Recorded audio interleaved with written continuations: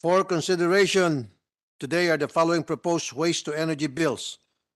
Senate Bill number 151 entitled An Act Establishing a National Energy Policy and Regulatory Framework for Facilities Utilizing Waste to Energy Technologies.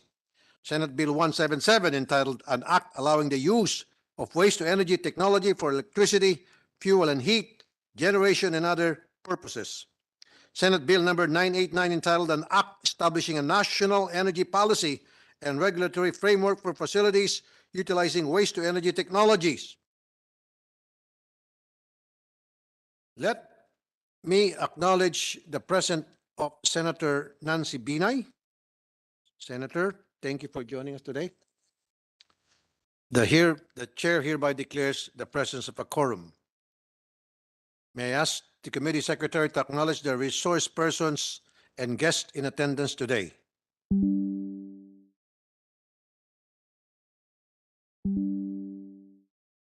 Good morning, Mr. Chair. Good morning, everyone. Joining us for today's public hearing are as follows. From the Department of Energy, we have Ms. Ruby de Guzman, Mr. Romeo Galamgam, and Ms. Cherish Jane Pascual. Also with them is Attorney Fillmore Amor. And from the Department of Science and Technology, we have Attorney Aldritz Ignacio Horacio III. From the Department of Finance, we have Ms. Jean Ginto and Mr. Roem Co. From the Department of Justice, we have Maria Lorraine Suan. From the Department of Health, Mr. Rene Timbang, Mr. Eliza Bien Eclavea, Ms. Joyce Cordon, and Ms. Nikki Kotabang. From the Environment Management Bureau of DNR, we have Ms. and Ms. Amber Hagada. From the National Economic and Development Authority, we have Assistant Director Francis Brian Cobalias and Mr. Gilbert Quintanar. From the Public-Private Partnership Center, we have Attorney Fabian Bell Ramos Lacuna and Ms. Maria Beatriz Quintos. From the IPM Group of Companies, we have Ms. Emmy Aguinaldo. From the Developers of Renewable Energy for Advancement, DREAM, we have Attorney Jay Layug. From the Asia Pacific Renewable Energy Solutions, we have Mr. Rafael Ubra Jr.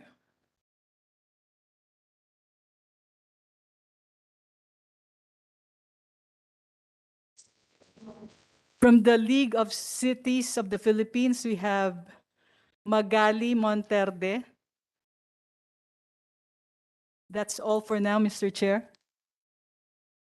Thank you. Thank you, Comsec. And now, may I ask our fellow senators present here if anyone would like to make some introductory remarks. Senator Nancy Binay. We can start. I would rather hear the statements coming from our resource person, Mr. Chairman. Thank you. Okay, No more opening statement. thank you. So each agency will be given 5 minutes to present their materials. The floor will be open to questions after each presentation.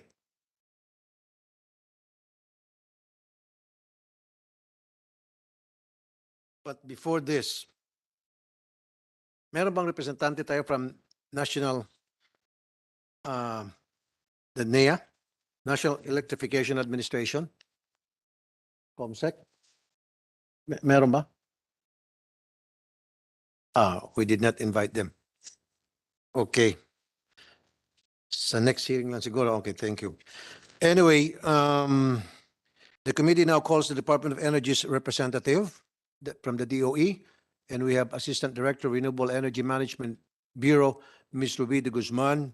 Ma'am, go ahead with your presentation. Good morning, Mr. Chair and Senator Binay. Actually, the department has not prepared a presentation, but we will be submitting our comments and position on the proposed Senate Bills 151, 989, and 177. And the Department of Energy, sir, fully supports the passage of the law on waste to energy. as this will address the solid waste disposal and support a mechanism for any local government unit to produce and consume its own power generation towards a more clean and sustainable development. We found the proposed legislative measures will provide a clear policy and regulatory framework, particularly for the LGUs and investors in developing a waste-to-energy facility for the entire value chain of a WTE facility.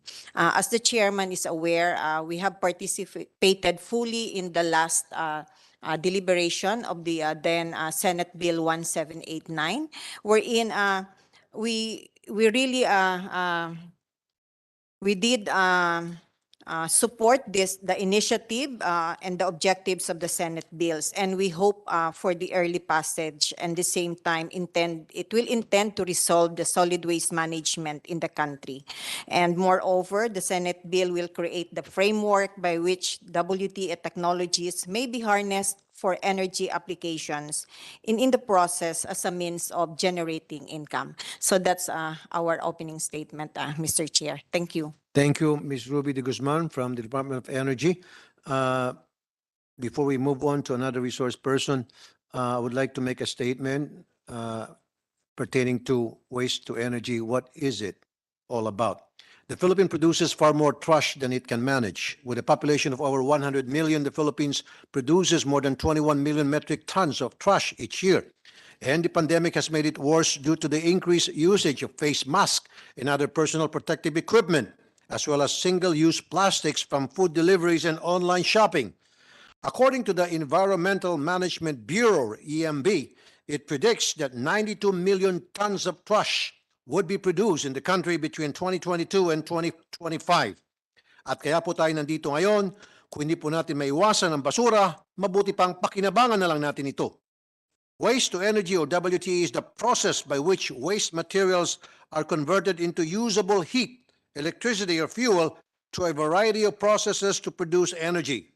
The proposed WTE law aims to strengthen the government's commitment to solid waste management and volume reduction, and by supplementing the latter with other solid waste management treatment technologies, such as waste to energy. This also protects the public's health and the environment through a systematic and comprehensive ecological solid waste management program. Sa panahon ngayon na ang taas ng presyo ng langis at ang kasalukuyang krisis sa Russia, it is high time that we find alternative sources of energy. Matagal na po itong inilalaban ng ating Department of Energy. Masusi nilang pinag-aaralan at patuloy na pinag-aaralan pa rin na mas maging environmentally safe ang proseso sa pamagitan ng paggamit ng makabagong teknolohiya. Nais kong hingin ang suporta ng ating mga taga-LGUs at maging bukas sila sa panukalang ito. Ang WTE ay makakatulong upang magkaroon ng sustainable resources ang ating komunidad at mababawasan pa ang ating basura. Sabi nga ng iba, may pera sa basura. Ngayon, sa tulong po ninyo, nandito, may enerhiya na rin sa basura. Now, we move on. For our resource person present, may I call on the President of CEO Asia Pacific Renewable Energy Solutions Incorporated. Sir, would you like to make a presentation? Good morning, Mr. Chair, Madam Senator, ladies and gents. Thank you for inviting us to be present here and to be part of the collaborative effort of the Senate and the Committee on Energy and its distinguished committees to make this WTE law possible. My name is Rafael Iubra. I'm President and CEO of Asia Pacific Renewable Energy. We are the proponents of waste to energy since 2017. And I was part and contributor with our collaborative work with DOE and DNR, together with the Congress and the Senate from the previous committee chaired by Senator Win Gatchalian. And I am we are fully supportive to invest in the Philippines and to promote the building, construction, and operation of waste to energy. But our past year of experience in the Philippines has been slowed down by the lack of a legal framework for LGUs to implement the waste to energy. And so with these initiatives that we are hoping to achieve, we hope we can come up with a solid way of implementing towards a sustainable power supply in this country. Thank you, Mr. Chair. Mr. Yubra, before we started this committee meeting a while ago, Senator Nancy Binay did mention na meron na daw ganitong panukala before, yung waste to energy, pero naharang po pagdating sa DNR because of the emission problem. Has that been solved? Mr. Chair, as of November 2019, the DNR has issued DAO 2019-21, which is entitled Guidelines Governing Waste to Energy and Facilities for the Integrated Management of Municipal Solid Waste. It's regrettable that they're not here, but these guidelines, though is not a law, it's just a policy that is interpreted by different LGUs in different ways. What I modestly think is we have the WTE law that would be the guiding factor for all LGUs to follow. That is my modest opinion on this. Go Mr. ahead. Chairman, Mr. Yubra, I think kasi yung percentage na nakasaad yan dun sa Clean Air Act na it's the DNR who would set the standard. Kaya very crucial yung role nila pagdating dito dun sa incineration. And then, parang nabanggit niyo ho kanina, yung kakulangan ng legal framework for LGUs. Can you cite an example? Yes, Madam Senator. The emission level, let me just go back to the first point. The emission level that is recommended by DNR is 0.12%. This is in reference to the dioxin and furans. Now, there are technologies that are less than 12% emission level. And our particular technology is a Singaporean-based technology that is recognized by World Health Organization. And it is an international standard. But dito po sa DAO implementation rules, meron silang nabanggit na the dioxins and furans under Section I shall refer the shall be generated and are toxic in nature. Therefore, the number 17 toxic cogeners include 7. This is very technical word, but basically what they're saying is it should meet the 12% standard, no higher but lower. And your technology cannot comply? Or No, on the contrary, Madam Senator, our technology emits 0.1%. So, in a way, okay yung nilabas ng DNR. Okay po. But going to your second comment, LGUs are not very aware or informed on what is the general principle or guidelines.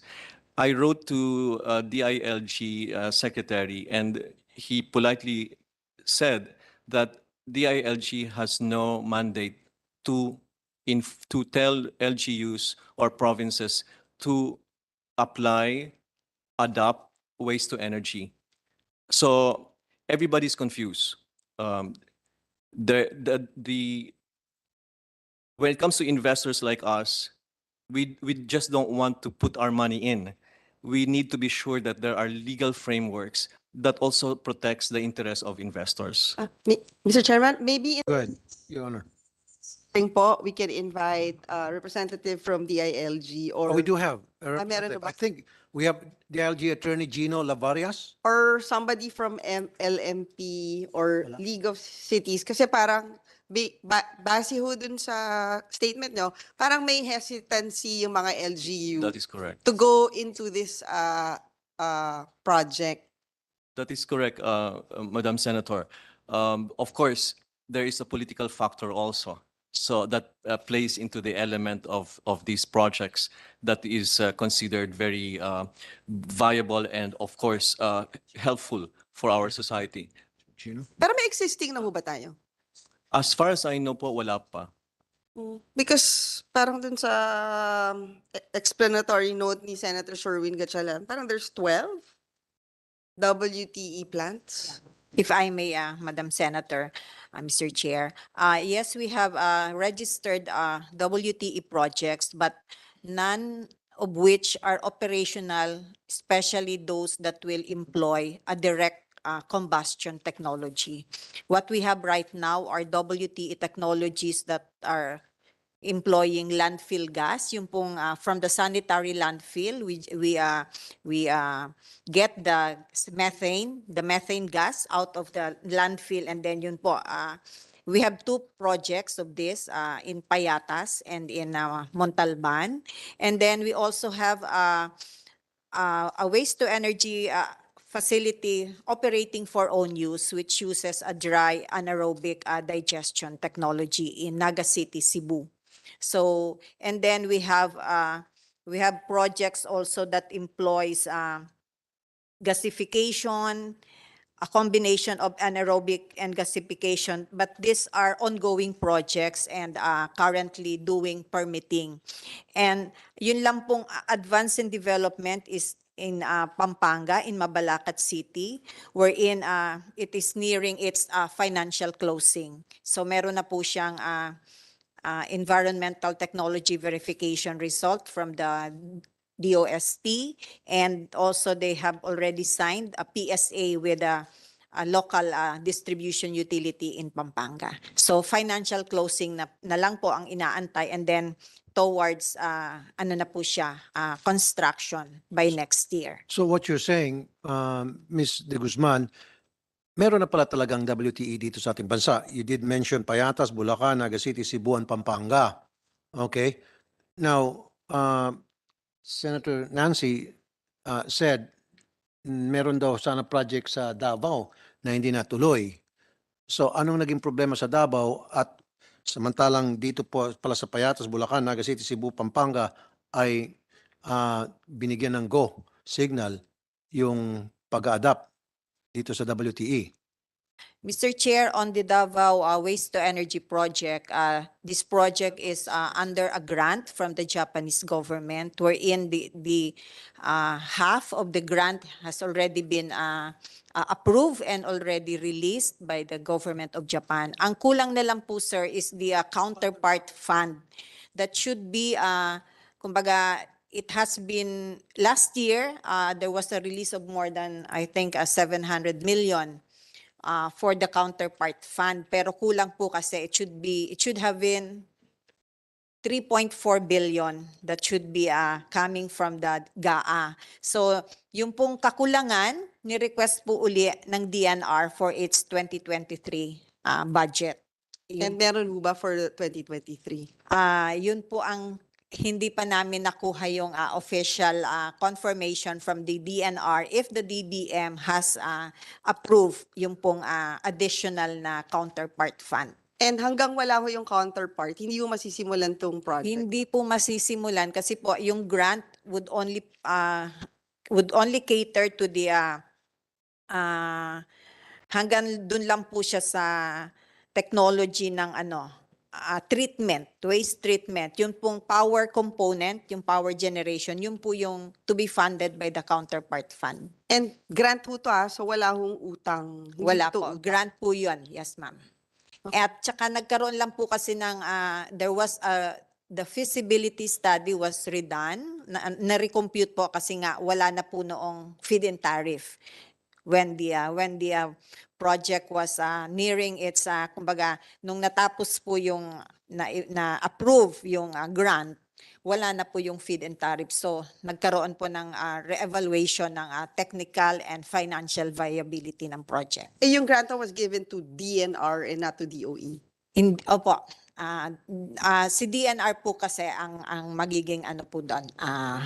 One of the hindi pa po kasi alam ma'am kung how will the project structure be, but it's the city government of Davao that will implement along with the DNR. So the money is with the city of, Ah, with the city government of Wala Davao. pa po ma'am. I think hindi pa po siya na i-release na it's the agreement was between it's covered by AMOA between the DOF and the city government of Davao.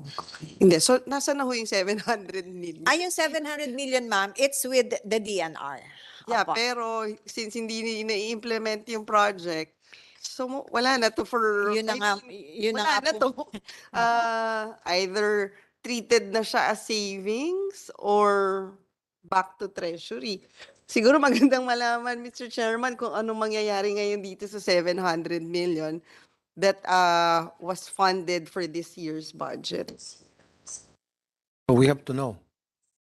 Sir, we will coordinate with our DNR counterparts, especially the Environmental Management Bureau. Would you send us that report? Yes, ASAP? Mr. Chair. Maybe on the Yes next po. hearing, we need to get those Yes po. documents. We will, sir. Okay. Thank you. Now, na-mention kanina ni Mr. Yubra na pumunta kayo sa DILG para humingi ng tulong para dito sa WTE na mai-adapt ng LGUs. At sabi ng DILG, wala raw sa mandato nila na para obligahin ang mga taga-LGU para dito sa WTE. So, in this case, ba't hindi nila kayo dumiretso sa mga mayors?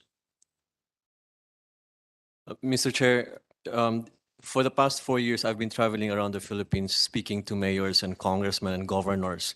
But then again, we come into a dead end when it comes to who is going to, what is the legal framework for it. They just don't want to endorse it without a legal framework. Wala rin sila nakita from, at that time, wala rin sila nakita from DOE, wala rin sila nakita sa DENR, but most especially, they are looking for a law, especially for those very, I would describe of public servants who are delicate, and for which sinabi ko kay Senator Gatchalian, kinakatakutan po because waste to energy can either break one's political career or make it. Okay. And that is a very clear indication there. So, ano ba, katulad sa Payatas, Bulacan, Naga City, Cebu, yung pinanggit kanina ni Ms. De Guzman na pumayag na sila at umaandar na itong WTE nila. So ito mga nilapitan mo, Mayor, ito yung mga ayaw, nagbibigay ng dahilan para hindi kayo makapasok. Yes, Mr. Chair. Pero yung nabanggit po ni Ms. Ruby is not exactly the waste to energy technology. Yung process na nabanggit ni Ms. Ruby are pyrolysis, landfill gas. Yung sa waste to energy po kasi is really, using the word bluntly, it's incinerating. Incinerating, may usok po na a lot of people nagre-react. The public acceptability is also That's why we need to talk to the DNR and I need to get their opinion on this, their position. So do we have a representative from the DNR online? Are they present? COMSEC? DNR, EMB? Okay. DNR, EMB, are you there? Amber Hagada. Amber Hagada, are you there? Amber. Yes, sir. Good morning, sir. Ma'am, go ahead, ma'am. You have the floor. What's your position dito sa pinag-usapang WTE? What's the position of the DNR, EMB? Sir, the DNR will submit its official briefer or paper on that, sir. I am connected with the different division on the environmental impact assessment, sir. I think, sir, we have personnel coming or technical staff, sir, coming from the solid waste management division. We're still waiting for them, sir, to log on, or I think they will be going there to the Senate, sir. Okay, Mr. Chairman? go ahead. Go on. Ma'am Amber, meron ho ba kayong environmental impact study netong mga incineration type na waste to energy? Because I think yung fear stems from siguro akala nila yung usok magkaka-cancer sila or magkakasakit sila. Baka yun yung nagiging isang balakid sa mga LGUs kung bakit ayaw nilang pumayag na magtayo ng ganitong type of waste to energy na planta kasi nga dahil dun sa usok. Ma'am, I'll check with the Solid Waste Management Division on that. Ang alam ko ma'am po kasi, if we have projects, before po siya ma-implement, we have to secure an environmental compliance certificate. So i-check ko po sa Solid Waste Management Division kung yun pong mga ibang na-propose po ay may mga applications or may approve na rin pong institutes. Okay. Thank you. Thank you, Ms. Amber Hagada. Okay, Ms. Ruby de Guzman, you have the floor. Yeah. Go ahead. If I may, Mr. Chair, on the hesitation of LGUs, we have already started. Actually, sir, last December 2, 7, and 9, we did a WTE forum in Naga City, Camarines Sur, Cebu, and Davao for us to really provide particularly the LGUs on how a WTE technology can be put up in any host LGU. So we partnered with the DNR, EMB, with DOST, PPP Center, and DBP for financing. Actually, sir, two of your staff joined us in Naga City, and we gathered more than 200 participants in all this small forum. So that's our initial approach. And then next year, we will be doing another a massive IEC targeting the local, the League of Municipalities and Provinces as directed by our Undersecretary Garin, so that we will be, it's better to have this forum for the League of Provinces para po nga mas malaki po yung capture. Okay. And also the solid waste management plans that are submitted by LGUs to the DNR would also provide the LGUs if their existing waste generation can accommodate can accommodate a WTE project, or they may do a clustering. So the PPP Center will be helping the Mr. LGUs. Chairman, in this. Thank you. Go ahead, Your Honor. Gusto ko lang malaman, magkano ho ba isang planta? Because parang nabanggit na 3 billion yung counterpart from Davao for this WTE waste to energy plant, diba? So I would assume yung binigay ng JICA is also 3 billion? Yung pong sa Davao WTE project, I think it's about 5 billion pesos. So mahal din ho pala Yes, yung but ganitong plant. yun pong project na nasa Mabalacat, I think it's about 3 billion. It's a 12 megawatt WTE facility. So medyo mahal po ang technology cost ng WTE kasi po yung feedstock natin are varied. Unlike yung a typical biomass plant using IPA or bagas. So uniform po yung kanyang unlike waste to energy or the MSW or municipal solid waste, it's a combination of various waste. We have plastics, we have biodegradables in it. So hindi po siya uniform. Apo. Thank you. Thank you. Thank you, Ms. Ruby de Guzman. I would like to take the position of the Department of Science and Technology on this matter through Mr. Aldrich Ignacio Jurado. What is the position of the OST on this issue? Mr. Jurado, sir? Sir, good morning, Chair, and to the Honorable Senator Binay. The DOST are still, I'm from Technology Application Promotion Institute, an attached agency of DOST. So as of this meeting, sir, we are still coordinating with the different agencies of DOST.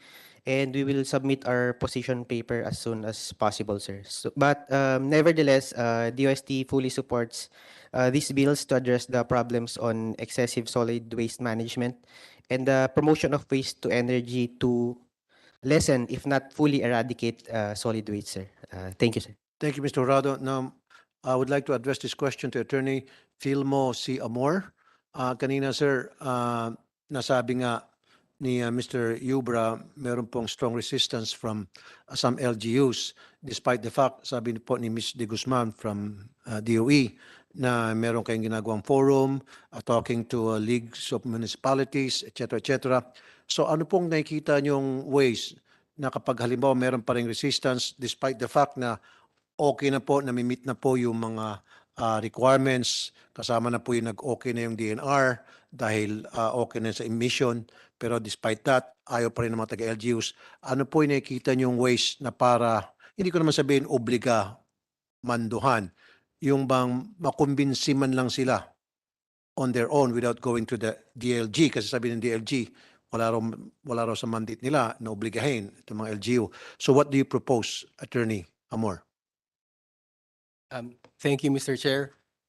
What I see as a viable solution to the LGU's hesitancy is for them to really see an exemplar LGU utilizing WTE, because the twin solutions of solid waste management and energy generation, if LGUs can see the benefits of these technologies, then they may be more willing to adopt and enter into arrangements with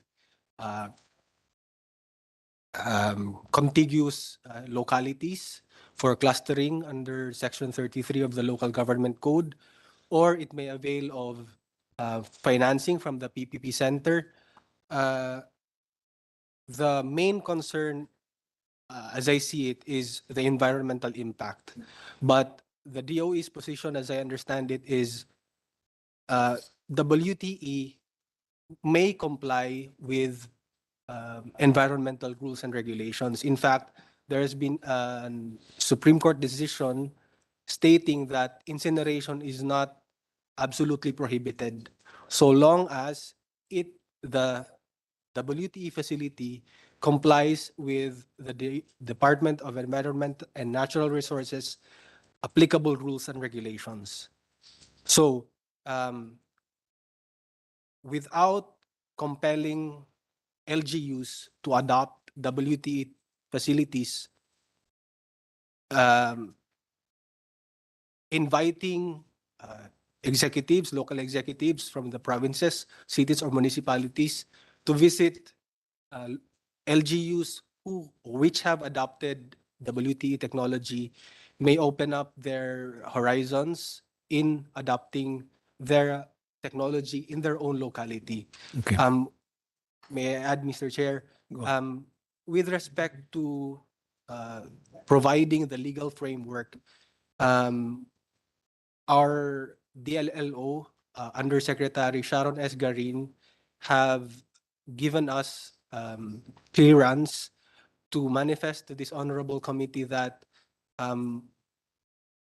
while we support all of the WTE bills, we find that Senate Bill number 151, being the substituted bill 1789 during the 18th Congress, we find that this is the more comprehensive of the WTE bills. And one suggestion that, if we may make, is to enable the National Solid Waste Management Council to determine if a WTE strategy is feasible in a locality. We noticed that the proposed bills would penalize local government officials if they are they do not implement WTE strategies in their own localities when it is feasible. However, we noted that the bills do not provide guidance on for the LGUs to say that a WTE strategy in our LGU is feasible. So we are suggesting to give the NSWMC the power to determine if the integration of a WTE strategy in the local solid waste management plan is feasible, taking into account the volume of WTE feedstock that can be generated in a locality or clusters thereof. Thank you, Mr. Mr. Chair. Amor. I would like to get the opinion and position of NSWMC Commissioner Chris Pian. Sir, Yeah, thank you. you're Thank being you very recognized. Mr. much. Chris Pian Lau, sir. Yeah, thank you very much, Mr. Chair. My apologies for not being there as I am currently overseas attending a conference. The bills, the proposed bills actually has one of the provisions as establishing the framework for WTE and studying WTE application for different localities. So what we needs to be done is to make a comprehensive study as to where WTEs can be placed, feasibility of the same, and clustering of LGUs to be able to ensure that WTE projects can happen in those areas. And just for the body's information, there are already guidelines in the establishment of waste-to-energy facility in the form of a resolution that was developed by the Commission a few years back, and this has been translated to a department administrative order, which provides clear guidelines on how to operate a waste-to-energy facility to ensure environmental compliance, not only on emissions, but also on operating guidelines to ensure that we will have the environmental safety in check, Mr. Chair. Thank you, Mr. Lau. May I call on the DOH? Is the DOH resource person present? Is there somebody from the DOH? POMSEC? Good morning. Good morning, Good Mr. morning Rene. po. Mr. Rene I Timbang, am, sir. Ano po yung inyong position, reaction dito po sa aming pinag-usapang WTE proposed bills? good morning, sir. I am Rene Timbang, Supervising Health Program Officer of the Health Promotions Bureau, Department of Health. We are tasked to present the DOH's position relative to Senate bills pertaining to waste-to-energy bills. The Department of Health supports the passage of Senate Bills number 151, 989, and 177.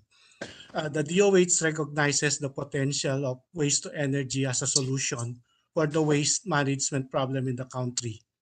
However, the DOH is also cognizant to the potential harmful emission that may pose a significant health risk, provided that strict environmental and health measures are not implemented. In a way, we in this regard, we reiterate the conduct of health impact assessment as positioned by the Universal Health Act as an endeavor that will promote advantageous and equitable social determinants of health, which is meant to complement the environmental impact assessment conducted by the Department of Environment and Natural Resources. We will be submitting an official position paper signed by our OIC Secretary Bergeri as soon as possible. Thank you for giving the DOH the opportunity to participate in this legislative policy action. Maraming salamat po at good morning. Mr. Timbang, maraming salamat po. Mabuhay po kayo, sir. Andito na po yung ating mga taga-DNR EMB. We have Engineer Eric Dagum and Engineer Paul Villar. Anyone from you could answer this. Ano po yung inyong position pertaining dito po sa pinag-usapang Senate bills on WTE? at pinag-usapan din po yung emission. Isa sa mga tinitingnan sigurong dahilan ng mga taga LGU na para tumutol, siguro para sa kalusugan ng kanilang mga constituents. What is the position of the EMB engineer? Anybody? Good morning po, Senator Tulfo. Thank you po for having the DNR-EMB participate in this public consultation. The position of the DNR-EMB with regards to the two proposed bills po is that we have a few comments on the definition of terms. However, we will be submitting a signed position paper on this po. However, we would like to reiterate that there is a DNR-MC 2002-05 po that the use of such technology is not totally prohibited. However, it must conform with the standards and guidelines set po by the Philippine Clean Air Act. So, Okay. You did Thank you mention po. about conform with the standards. What are these standards that they have to conform? Those who would like to set up WTE? yes, for the Philippine Clean Air Act po, we have the national emission standards for source-specific air pollutants for fuel burning sources po. So we also have their standards for non-burn technologies, so which some technology which may fall in that category po. Thank you, Engineer Paul Villar. Now, I would like to call the attention of the DILG, and we have online the presence of DILG Attorney Gino Lavarias. Attorney Gino. Good morning, Mr. Chair. Okay. Attorney Gino, sir, Yes. what is your position on the proposed bills, Senate bills on WTE? Sir. Sir, the DILG fully supports the mandate of the legislative measure because considering that WTE can convert many of the items or non-recyclable waste into usable forms of energy, it is likewise essential to take into consideration that WTE can occur through a number of processes, such as incineration, which has its own drawbacks. So we may study the bill first, so we can protect our citizens from the drawbacks of such incineration, sir. Okay. Sir. Sir, Go may I ahead. add, sir? Sir, with regard to the mandate of the DILG, it is true that the DILG cannot oblige the LGU to to practice to practice WTE, waste to energy processes, because it is the mandate of the LGU to protect its own its own constituents in some harmful effects that it may pose. All right. Attorney, Thank you very much. narinig niyo siguro kanina na maging yung DOH ay ini-endorse na rin po itong WTE. So, Apo, sir. nakita ko po at naintindihan ko po ang inyo pong pagkakaroon ng reservation tungkol dito. Although marami na pong sumasang-ayon, in fact, meron mga ibang lugar na ina-adapt na to. Ang tanong lang po, sa part po ng DILG, paano niyo po ma-encourage yung mga taga-LGU? I'm not saying manduhan nyo kasi wala naman kayong mandato sa batas tungkol dyan.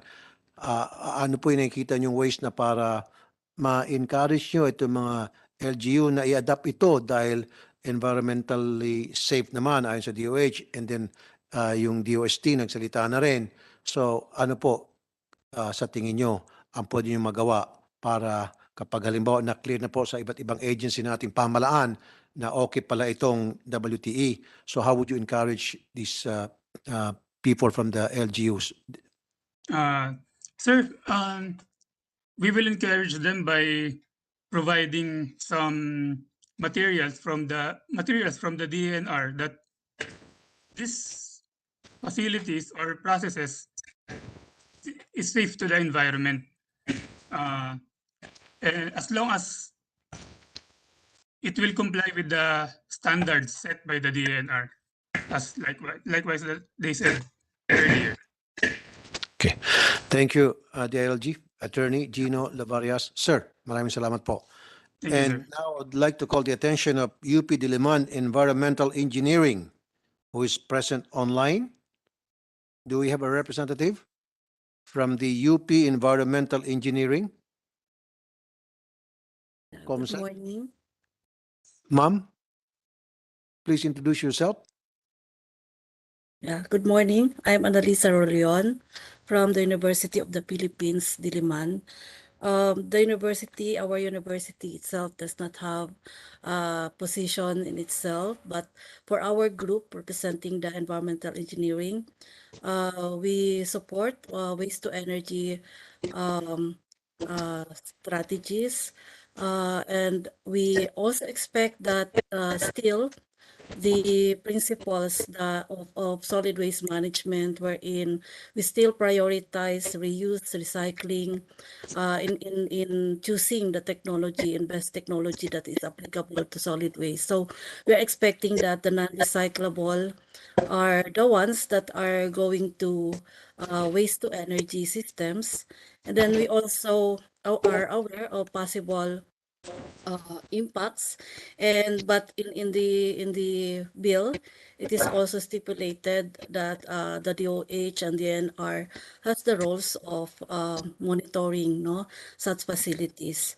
And then also I've also commented before about WTE as being considered a renewable energy resource.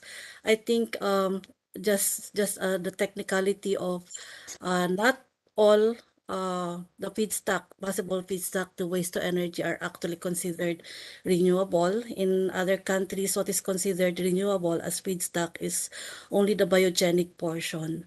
So I think if we are also one of the signatory of the accord in reducing greenhouse gas emissions through use of renewable energy systems, then we can also maybe reconsider the use of the consideration for WTE as all of it being renewable. Maybe I think just a portion of the feedstock. So that's our position as a UPE&E program, but not really as the whole university. Thank you very much, UP Diliman Environmental Engineering, Miss Annalisa Rolion. Ma'am, salamat po, ma'am. And now let's go to the Department of Finance. I'd like to call on the attention of the Department of Finance, who's present online through Jean Ginto. Miss Jean Ginto, you're being acknowledged now. Miss Jean, go ahead, ma'am. Yes, good morning, Mr. Chair and members of the committee and also to other invited guests. Sir, for the Department of Finance, we will still submit our official position on the proposed measure. And we would also like to initially manifest that the DOF acknowledges the intent of the proposed bills to improve the solid waste management of our country. And also, sir, we would like to make our initial comments on the incentive provisions of the bills. On the proposed incentive provisions on the bill, we believe that it is no longer necessary as there are already existing incentives and financial assistance programs that the sector may tap under the existing laws. Also, in addition, the operator of the WTE facilities can also explore the option of availing the incentives under the CREATE law, wherein WTE facilities qualifies under the Tier 1 category, in which they can avail of income tax holiday and enhanced deduction after passing the formal evaluation by the Fiscal Incentives Review Board. On the other hand, Mr. Chair, we pose objection on the proposed tax and duty-free importation of raw materials, capital equipment, machineries, and spare parts, and the zero-rated VAT of all local purchases of raw materials. In view of the issuance of the EO 85, wherein the importation of capital equipment, spare parts, accessories by the BOI registered new and expanding enterprises are subject to 0% duty. So we note that the extension of the 0% duty importation for capital equipment remains to be important in promoting investment into the Philippines, considering the global competition of the foreign direct investments. So we will still provide the details of our position on the signed decision paper we will submit once cleared po by our principals. Thank you, Mr. Chair. Thank you, Ms. Jean Ginto. Ma'am, maraming salamat po. And now I'd like to call the attention of Davao City LGU, si Tristan. Is Tristan present? Mr. Tristan? Yes, sir. Yes, Mr. Chair. Okay, Nasana, Mr. Tristan Domingo? Yes, sir. Go ahead, sir. Okay, for Davao City, sir, we fully support the initiative of the Senate to come up with this law. For one, we truly believe that with the enactment of the WTE law, this will effectively address the prevailing notion from the general public that waste to energy is outlawed or prohibited in our country. Although we have a clear path now towards waste to energy project here in the city, still we face a lot of questions about its legality, but we stand firm that it is still illegal, as already mentioned earlier, that a Supreme Court decision it was mentioned that it's not really strictly prohibited. But allow us to offer our suggestions, Mr. Chair, towards the enactment of the bill, because based on our actual experience, from our perspective, what is really needed is for funding support to LGUs to fully adopt waste to energy technologies as part of our solid waste management initiatives. We believe that it would be nearly or probably very difficult for all LGUs to adopt certain types of waste to energy in their localities because of funding concerns. So if the bill or the enacted law would also allow for the national government to provide funding support to qualified LGUs, then that would really fast track the adoption of waste to energy technologies in all localities here in our country. We believe that that is one thing that we have to also really ensure in any WTE law, because that is actually really based on our own and current experience right now. Thank you. Thank you very much, Mr. Tristan Domingo from the LGU of Davao. Maraming salamat po, sir. Now, are there any other resource persons present who would like to present their position? Meron pa po ba ang gusto magsalita? Magbigay ng kanilang opinion, position, reaction? Okay. There being no other matter to be taken up at this time, may we request the resource persons to submit their respective position papers. Notices for the technical working group will be sent accordingly. So this meeting is hereby adjourned. Maraming salamat po sa inyong lahat sa pagpunta rito.